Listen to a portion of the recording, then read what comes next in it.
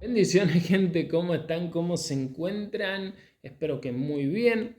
Hoy tenemos el tema de la salvación. Vamos a charlar con respecto a esto. Vamos a ir viendo algunas cosas con respecto a esto. Y la idea es aclarar el tema si es por obras, o sea, por lo que podamos llegar a hacer o por el comportamiento que podamos llegar a tener, o si es plenamente por gracia, un regalo que no es afectado por lo que nosotros hagamos. Son dos pensamientos que surgen de la mala interpretación de la palabra de Dios. ¿Y por qué digo mala interpretación de la palabra de Dios? Porque la Biblia no tiene contradicciones. La Biblia no tiene dos puntos de vista. Los que contradecimos o los que tomamos diferentes ideas y pensamientos somos nosotros. Por lo cual siempre una idea va a estar más respaldada que la otra. ¿Y por qué digo que siempre va a estar una idea más respaldada que la otra? Porque siempre las ideas con respecto a temas bíblicos parece que vienen apoyadas por versículos, y en este caso los tenemos. En la salvación por obra, en Primera de Corintios 6:9 y en Gálatas, esto también lo dice en Gálatas, nos dice que no erremos, que los fornicarios, idólatras, adúlteros, ladrones, nombra varias cantidades de pecados, no van a heredar el reino de Dios. Esto se apoya mucho en la salvación por obras, ya que si nuestro comportamiento es de un fornicario o hemos cometido pecado y nos sorprende la muerte, no nos vamos a salvar. Esa es la primera idea.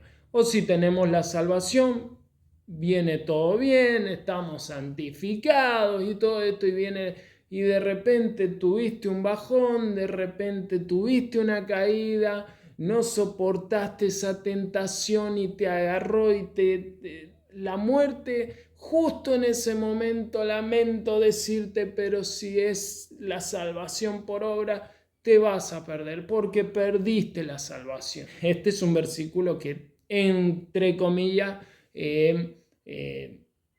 ayudaría a esa idea. Obviamente son varios versículos, pero vamos a ver los principales. En Efesios 2, del 8 al 9, apoya la idea de la salvación plenamente por gracia y que nosotros no podemos hacer absolutamente nada para merecerlo.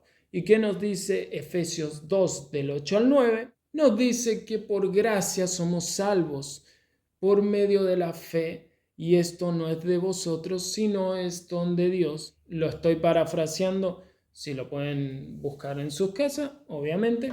Igualmente ya vamos a ir analizando estos puntos. En esto tenemos que aclarar que hay versículos directos y versículos indirectos. Versículos que no podemos sacarlos de contexto porque no se dejan sacar de contexto. Uno de ellos es Efesios. Lo vamos a leer más detallado si no le erramos en esto, ¿no? Que dice, porque por gracia sois salvos por medio de la fe, y esto no es, no de vosotros, esto no de vosotros, pues es don de Dios, no por obras, para que nadie se gloríe, para que nadie se jacte, para que nadie diga, yo llegué al cielo, o sea, por mi fuerza llegué al cielo, porque soy santo y voy al cielo, ¿no? Ideas que uno escucha por ahí y después las agarra como meme. Para entender esto también tenemos que entender, a ver, no hay salvación si no hay obra de la cruz, por lo cual tenemos que ir a la obra de la cruz. ¿Cuál fue la obra de la cruz? ¿Cuál fue la obra que Cristo hizo en la cruz para darnos salvación? Ahora la vamos a ver. Por ejemplo, todo en la Biblia, todo, absolutamente todo, va de la mano, va enganchado. Y de esto se ve desde Génesis. La obra de la cruz se ve desde Génesis, gente. O sea, cuando Adán y Eva pecan, entra al pecado por el mundo. Recordemos que un versículo dice, porque el pecado entró al mundo por un hombre y por un hombre la salvación, o sea, hablando de Cristo obviamente. Cuando entra el pecado, la simiente del hombre viene contaminada y pasa de generación en generación. O sea, todos los hombres y mujeres, desde Adán hasta estos tiempos, traen la naturaleza de pecado. Es como una enfermedad generacional. Exactamente es lo mismo el pecado. Y fíjense en cómo se apoya esto en Cristo, ya que si José hubiera tenido algo que ver con María, Cristo hubiera nacido con naturaleza de pecado. Y para ofrecer sacrificios por el pecado, el cordero que se menciona en la Biblia, que es la imagen de Cristo, por el tema del sacrificio, tenía que ser sin mancha. O sea, tenía que ser en la antigüedad sin mancha, en el Nuevo Testamento como sacrificio para el pecado, sin pecado. O sea, para el sacrificio para el hombre sin pecado. O sea, que si José hubiera tenido que ver con María, y ahora entienden, ahora van entendiendo por qué el Espíritu Santo fue el que dio la simiente a María y no el hombre. ¿Por qué? Porque en la simiente del hombre estaba el pecado. Tenemos a Cristo, nació sin mancha, vivió sin mancha y en ese momento de la cruz era un cordero limpio y santo para darse a sí mismo por el pecado del mundo. Se da en la cruz y en la cruz dice la palabra tan poderosa y tan fuerte de consumado es. Es la palabra tetelestai, que significa todo está cumplido, deuda pagada en su totalidad. Y esto es importante y esto es para remarcar, ya que si la salvación fuera por obra y nosotros afectáramos con nuestro comportamiento la salvación, entonces el sacrificio de Cristo en la cruz hubiera sido totalmente imperfecto. La palabra testelestai, consumado es, se redondea en las simples palabras perfecta, completa y definitivamente finalizado. O sea que la obra de Cristo en la cruz no es imperfecta, es perfecta, no tiene errores, no tiene grietas. Esta idea de la salvación por obra hace que la cruz de Cristo y la obra de Cristo sea imperfecta.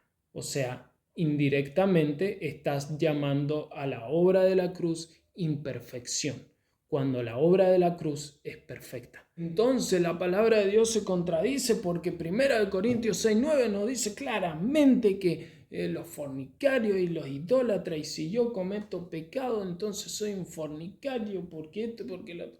Primeramente, la Biblia no se contradice. Como ya lo hablábamos, la Biblia no se contradice. Lo que pasa es que nosotros malinterpretamos la palabra de Dios y no usamos, por ejemplo, hay un estudio que después se le puso el nombre, conocido como hermenéutica. Esto nos ayuda muchísimo, muchísimo a comprender a qué se referían los autores en ese momento. Se estudia el tema del lugar, a qué personas se referían los textos principalmente, de qué manera, cómo se movilizaban las cosas en ese tiempo. La hermenéutica es necesaria para comprender los textos y no sacarlos de contexto.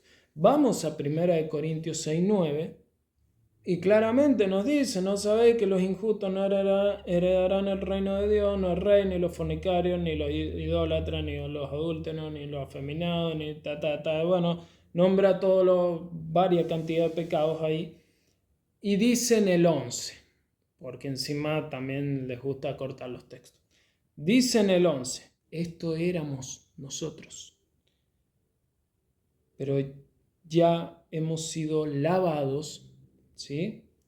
Ya hemos sido santificados, ya habéis sido justificados en el nombre del Señor Jesús y por el Espíritu de nuestro Dios. O sea que este versículo ayuda a interpretar también Efesios 2 del 8 al 9. Porque por gracia sois salvos por medio de la fe. ¿Quién es el autor y consumador de la fe? Es Cristo Jesús. ¿Quién fue el que nos lavó, nos santificó y nos justificó? Es Cristo Jesús. Por lo cual entendamos que no podemos hacer absolutamente nada. Somos malvados por naturaleza. La carne por naturaleza busca el pecado. No hay nadie que busque a Dios y esto lo demarca, lo marca la Biblia. No hay uno bueno, no hay quien busque a Dios. No podemos hacer absolutamente nada para ganarnos la salvación. Y tampoco podemos hacer nada para mantenerla. Si fuera nuestra opción mantener la salvación, nadie se salvaría. Absolutamente nadie, porque somos pecadores, porque pecamos en pensamiento, en obra, en palabra. Vivimos pecando, pero justificados en Cristo Jesús, santificados y lavados, podemos acercarnos a Dios. Siempre por medio de Cristo Jesús, no por medio de nuestro comportamiento, ni por medio de ninguna obra buena que podamos llegar a hacer. Este es un tema que me falta muchísimo para seguir viendo, pero ya van entendiendo la idea. O sea, el problema de que hay tantos pensamientos y tantos dogmas es porque se malinterpreta la palabra de Dios. Pero la Biblia no se contradice, Dios no se contradice.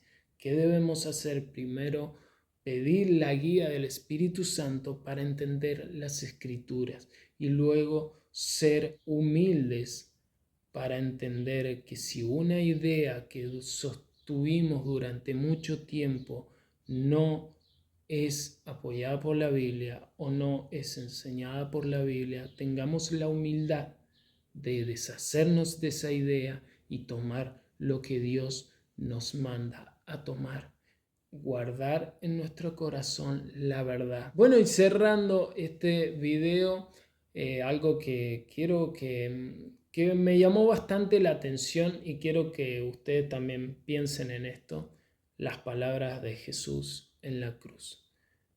Al ya finalizar su sacrificio, al finalizar el pago por nuestras vidas, diciendo la palabra consumado es, en griego tetelestai, que significa todo está cumplido, deuda pagada en su totalidad, perfecta, completa, definitivamente finalizada.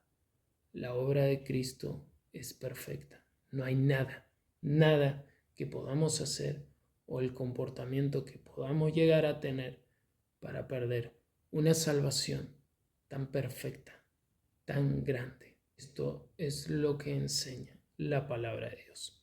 Gente, mediten mucho en esto, juzguen todo lo que escuchen, juzguenlo conforme a la palabra de Dios y usando la palabra de Dios, la Biblia, como filtro.